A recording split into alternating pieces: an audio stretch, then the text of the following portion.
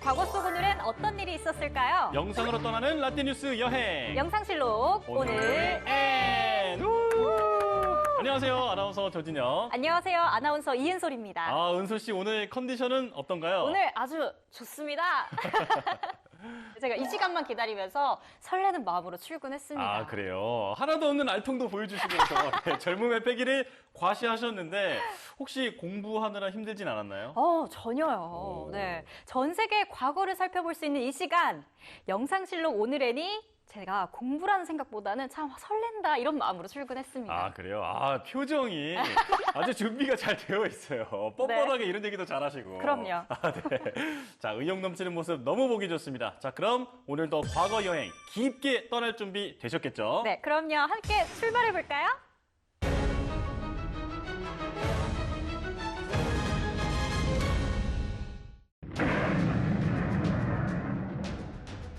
(1931년 9월 18일) 일본군의 만주 침략 전쟁 만주사변이 일어났습니다. 일본군은 이날 밤 류타오 거우에서 철도를 폭파했는데요. 중화민국 동북 변방군의 한 부대가 공천 서북쪽 부근에서 우리 일본 남만주 철도를 폭파하고 여세를 몰아 우리의 수비대를 습격했다. 적대 행동을 개시한 것은 그들이며 스스로 화를 자초한 장본인이다. 일본은 다음날 사건을 중국 측 소행으로 몰아가는 공식 입장을 밝히고 응징하겠다며 군대를 동원했습니다. 그러니까 침략의 명분을 만들어서 전쟁을 일으킨 거네요. 맞아요. 당시에 관동군으로 불리는 일본군 장교들이 저지른 음모였거든요. 일부 일본 언론에서는 이걸 알면서도 묵인하고 중국의 짓으로 보도하기도 했다고 합니다. 이때부터 일본군은 만주철도 주변의 주요 도시를 점령해 나갔는데요.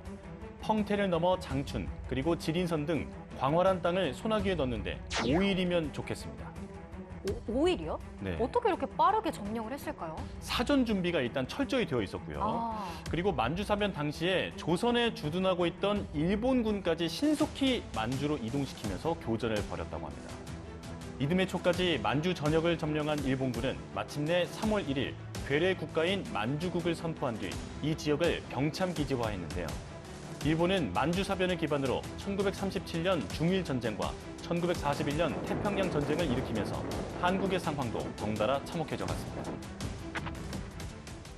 그럼 이번엔 1996년으로 가볼까요? 1996년 9월 18일 새벽, 강원도 강릉시 해안가에 거동 수상자들과 좌초된 선박이 있다는 한 택시기사의 신고가 들어왔는데요. 좌초된 선박은 바로 북한의 소형 잠수함이었습니다. 군과 경찰은 즉각 경계태세에 들어가 달아난 북한 침투 요원과 승조원들에 대한 수색에 들어갔습니다. 현재 우리 전 군은 경계를 강화한 가운데 민관군 통합방위체제 하에 침투한 무장 공비를 완전히 포획 섬멸하기 위해서 대대적인 수색 작전을 전개 중에 있습니다. 이게 잠수함만 발견이 된 건가요? 되게 급박한 상황이었겠어요. 아, 그렇죠. 이게 100톤급이 넘는 규모의 잠수함이었고 발견 당시에는 무기가 남아있는 잠수함만 그 좌초된 채로 발견됐기 때문에 북한 요원이 내륙으로 진입했을 수도 있다라고 추측을 했던 상황입니다. 그래서 이 지역에 일시적으로 8시 이후 야간 통행 금지를 부활시키기도 했고요. 당시에 추석이라서 이동하는 사람들은 그 주민등록증과 태극기를 들고 다니기도 했다고 합니다. 와, 되게 경계태세가 강도 높았네요. 그럼요. 군에서는 진돗개 하나로 최고 비상경계태세가 발령됐는데요. 미국에서는 이 사건을 접하고 제3차 대전이 일어날 가능성을 보도하기도 했습니다. 심각했네요. 이후 한 시민의 신고로 승조원 이광수가 생포됐는데요.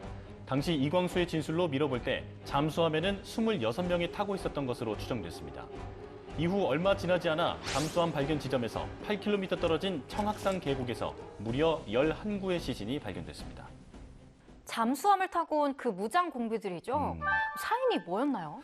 현장에서 유서가 발견됐는데 작전 실패 시 자결이 원칙이라서 스스로 목숨을 끊은 것으로 알려졌습니다. 이후 49일간의 기나긴 소탕 작전이 펼쳐졌는데요. 남은 무장공비 14명을 잡기 위해 하루 평균 약 4만 3천 명이 동원돼 역대급의 수색 작전이 벌어졌습니다. 그 결과 13명의 무장공비가 교전 중 사살됐고 우리 측에서도 군인 11명, 경찰과 예비군 2명, 민간인 4명이 피살되는 인명피해를 입었는데요. 결국 마지막 1명은 끝내 찾지 못한 채 작전은 종료됐고 사살되거나 자결한 그들의 유골은 이후 북한 측에 인도됐습니다. 그럼 이번엔 1961년으로 가보겠습니다.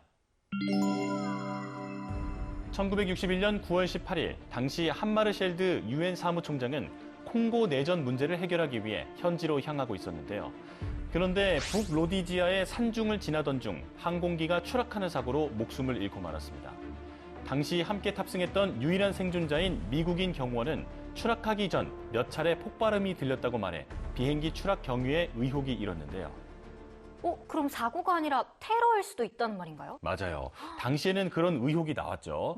당시 콩고의 완전 독립을 추진한 한마르셸드를 못마땅하게 여긴 나라들이 많았거든요.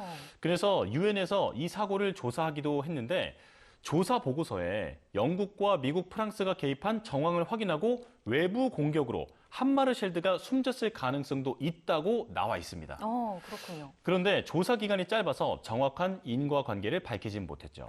여전히 의혹만 있는 상태네요. 그럼 공식적인 결과는 사고사로 봐야 할까요? 맞아요. 역대 사무총장들은 이 사고의 의문점을 해결하기 위해서 계속해서 노력해 왔는데요. 반기문 사무총장 시절에도 재조사를 요구하기도 했지만 아직까지는 조종사의 실수로 인한 사고사였다는 결론에 더 무게가 실려 있습니다. 사고를 겪은 스웨덴의 경제학자 출신인 한마르셸드는 1953년 유엔의 제2대 사무총장으로 선출된 인물입니다. 국제사회의 두터운 신망을 바탕으로 1957년 재선됐고 재임 기간에 국제사회 분쟁을 해결하기 위해 고군분투했는데요. 구체적인 업적은 어떤 게 있었을까요? 네, 우선 1955년엔 비회원국이던 중국을 개인 자격으로 찾아가서 그곳에 억류된 6.25 전쟁 참전 미군 11명을 구해내는 성과를 거두기도 했고요. 네. 1956년에 발생한 수에즈 운하 사태와 헝가리 사태에서도 적극적으로 대응했습니다. 이런 결과를 바탕으로 재선에 성공했고 당시 국제사회 분쟁에 대해서 언론들이 Let it to Daeg, 다그에게 맡겨라 라고 촉구할 정도로 국제적인 신임을 얻었던 유엔 사무총장이죠. 냉전 한복판에서 사무총장직을 수행했음에도 그는 강대국 사이에서 균형추의 역할을 훌륭히 수행했습니다. 이 같은 업적을 바탕으로 노벨위원회는 생존자에게만 시상한다는 관례를 깨고 다그 한마르셸드에게 1961년 노벨 평화상을 수여하기도 했습니다. 그리고 9월 18일에 또 다른 과거를 살펴보면요. 2002년에는 경의선과 동해안의 철도와 도로 연결 공사가 착공식과 함께 본격화됐습니다. 그럼 착공식은 양쪽에서 진행이 된 건가요? 맞아요. 남측은 경기도 파주시 장단면 도라산역 인근 남방 한계선 제2통문 앞과 강원도 고성군 송현리 통일전망대 부근에서 시작이 됐고요. 북측은 개성역과 고성군 온정리 금강산역에서 착공식을 가졌습니다. 와, 신기하네요. 또 1999년에는 서울대 공학관 원자 핵공학과 실험실에서 폭발 사고로 3명이 숨지기도 했습니다. 안타깝습니다. 방사능 누출이 조금 의심이 되네요. 네, 다행히도 방사능 누출 사고는 없었는데요.